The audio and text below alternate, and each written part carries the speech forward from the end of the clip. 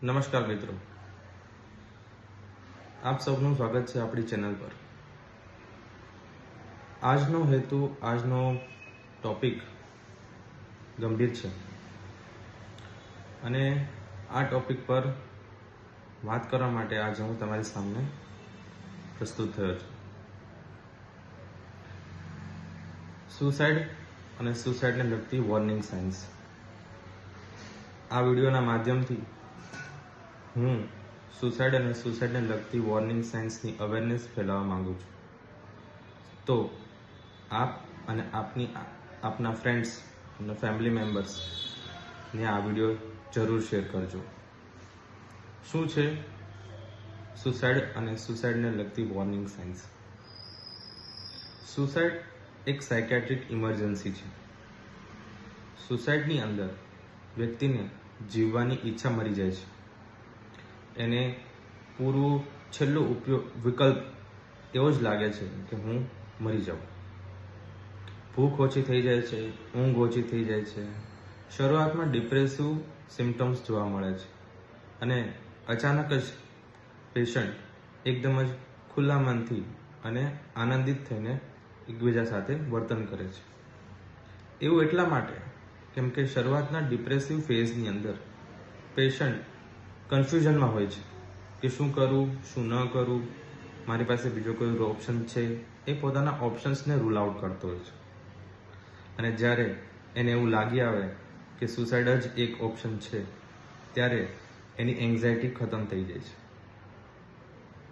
આની સિવાય પેશન્ટ જે છે એ લોકો સાથેનું હળવા મળવાનું ઓછું કરી દે છે। લોકોને પોતાની ગમતી વસ્તુઓ કે પોતાની કિંમતી વસ્તુઓ દાનમાં આપવાનું ચાલુ કરી દે છે। છેલ્લા મેસેજીસ તરીકે પણ પેશન્ટ જે છે એ એના ફ્રેન્ડ્સને બી કહેતો હોય છે કે મને પછી યાદ રાખજો, આપણે આવી રીતે સમય વિતાવ્યો એ કેટલો સરસ હતો। આવા બધા વાક્યો પેશન્ટ જે છે એ બોલતું હોય છે। સુસાઇડને આપણે જેટલું જલ્દી એની સારવાર કરીએ એ જરૂરી છે। સુસાઇડ અથવા સુસાઇડલ આઇડિયેશનવાળા વ્યક્તિને ક્યારે એકલો ના મૂકો। બીજું, બને તેટલું ઝડપથી પ્રોફેશનલ હેલ્પની જરૂર લો। ત્રીજું, પેશન્ટ સાથે કામલી વાત કરો।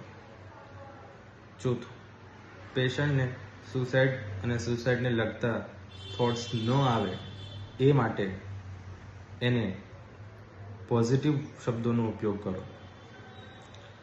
પેશન્ટ સાથે હંમેશા સાથે જ રહો અને પેશન્ટની આજુબાજુથી જે બી તમને વસ્તુઓ કે પદાર્થ જેમ કે ફિનાઇલ છે, કોઈ ટેબ્લેટ્સ છે, બરાબર, ઘણી વખત આવા પેશન્ટ જે છે એ ઓવરડોઝ કરી લેતા હોય છે, તો એવી બધા વસ્તુઓને પેશન્ટની આસપાસથી દૂર કરી દો। મિત્રો, હંમેશા યાદ રાખજો કે સુસાઇડ એટલે પેશન્ટની એક પુકાર છે કે મને બચાવો।